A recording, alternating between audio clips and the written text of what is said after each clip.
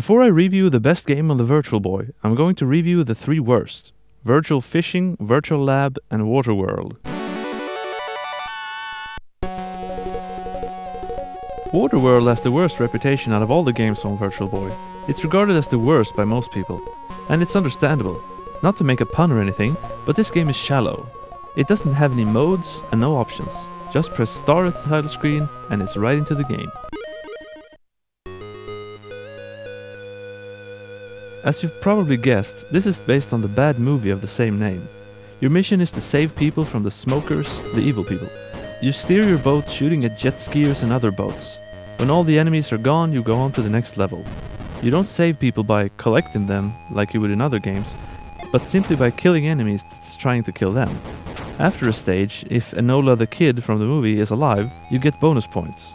How you can tell Enola apart from all the other people, I have no idea. Anyway, like I said, the gameplay is shallow, but it's at least decent. The graphics are decent too, but of course it's disappointing that the water is all black. When you're in the thick of it, the frame rate goes way down, but thankfully it's easier to stay back and pick off the enemies from a distance. It reminds me of Asteroids when I mostly stay in one spot and just rotate and shoot. For background there's a line with a permanent setting sun. In between levels you get points flying toward the screen and you can see your boat as if you're miles up in the air. The game attempts multiplayer. Pause the game and press B to add players. Up to 8 players total. Of course it's alternating multiplayer, and it's pretty pointless. There's only one song in the whole soundtrack, but I think it's actually really good. It's atmospheric, and I often find myself humming along with it. Waterworld isn't particularly good and very shallow, but the music and simple gameplay are enough to entertain me for a while, and that's worth something.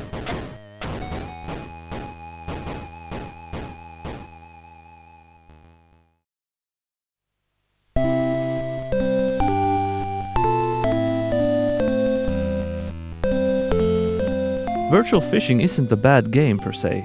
Red water aside, it's a competent fishing game with 8 levels, decent graphics and battery saving. You can catch a variety of fishes and save them in a fishing book, kind of like the Pokédex. The text is all in Japanese, and there's a fair amount of text also. The graphics are nice, the animation while underwater is very nice. I'm not sure why you throw a fish into the water at the beginning. Aren't you supposed to catch the fish, not throw it away? Maybe it's bait. Maybe fish make for better bait than worms. Whatever, I don't know very much about fishing. But the big problem is, for me, that it is incredibly boring. It's just not fun at all. For me. Another gamer with more patience and who actually knows how to play the game might like it very much indeed. But I don't. Sorry.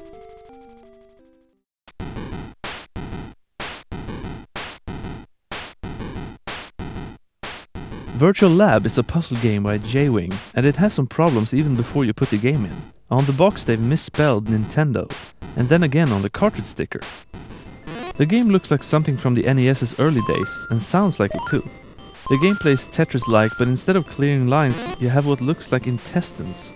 You put them together to remove them. When you've removed them all, you go to the next level, and the game encourages you to take a rest, kind of like the South Park version of Saddam Hussein.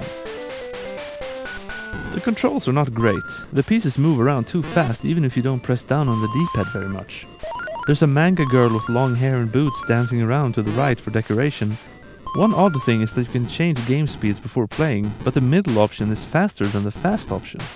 Even more odd is that you're given passwords between levels, even though the game has no password system. Reminds me of Resident Evil Survivor, where the menu has a load option even though you can't save in the game. Virtual Lab is very weak. While it's definitely playable, the overall quality is low across the board. The game I enjoy most out of these 3 is Waterworld, believe it or not. Virtual Fishing could be the clear winner for the right person, but I am not that person.